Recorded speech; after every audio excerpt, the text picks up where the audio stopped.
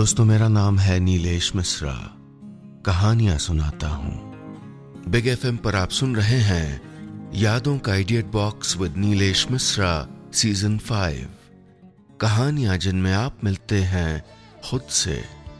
तारीफ करें, शिकायत करें, लेकिन अधिकार से बताइएगा कि हमारी कहानियां आपको कैसी लग रही हैं।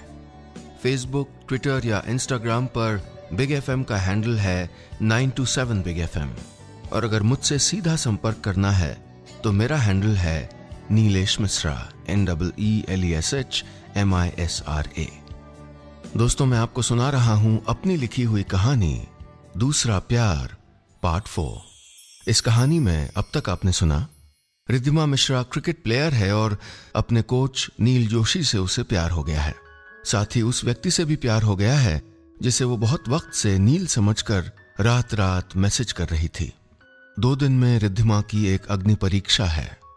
स्टेट टीम का सिलेक्शन है और अगर इसमें वो चुन ली गई तो उसके अपने सपने और उसके परिवार के उसके लिए सपने पूरे हो पाएंगे, वरना उसका परिवार बहुत मुश्किल में आ जाएगा। सिलेक्शन के कुछ हफ्ते पहले ही उसे चोट आ गई है। क्या रिद्धिमा सिलेक्ट होगी? क्या उसकी चोट वक्त से ठीक हो पाएगी? और ये प्यार की दुविधा वो कैसे दूर करेगी? सुनते हैं आगे। अगली सुबह रिद्धिमा फिर नेट्स पर थी।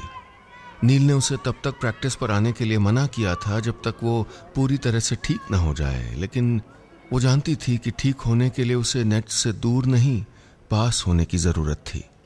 फील्ड में उसकी आंखें नील को तलाश रही थीं। वो उसके इर्द गिर्द वक्त बिताना चाहती थी।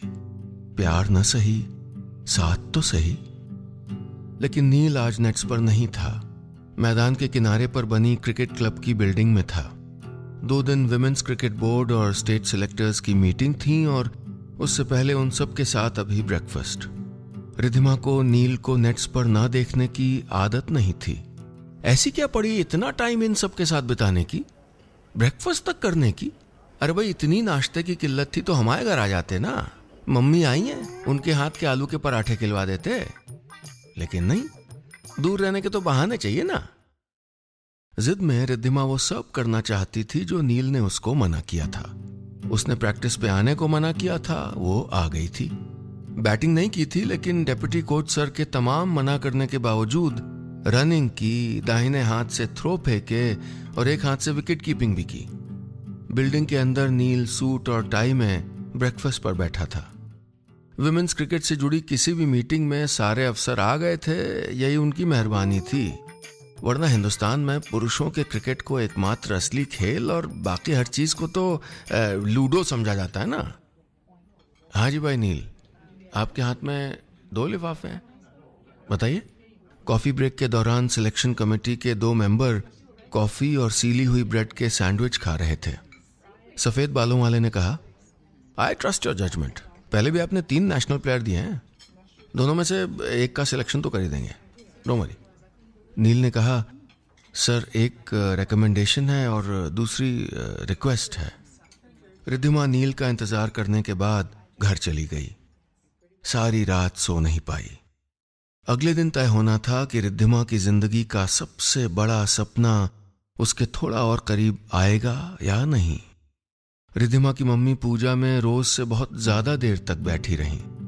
सारे देवी देवताओं से सीधी बातचीत की, बेटी की स्टेट टीम में भर्ती के लिए सिफारिश की, वर्षों से किए अपने व्रत उपवासों की दुहाई दी और भी बड़े व्रत उपवास रखने का वादा किया। माएं बच्चों के लिए यही तो करती हैं। अपना जीवन, अपनी आस्था का फल, भगवान से कमाए गए सारे बोनस पॉइंट सब बच्चों को सौंप देती हैं। शहर के एक और हिस्से में कॉन्फ्रेंस रूम की गोल मेज पर सिलेक्टर्स की मीटिंग शुरू हो गई थी। चीफ सेलेक्टर ने कुछ चिरान तुरान की मारी और फिर बोले, I am happy to announce the team. इनके नाम है। कहानी आपको कैसी लग रही है?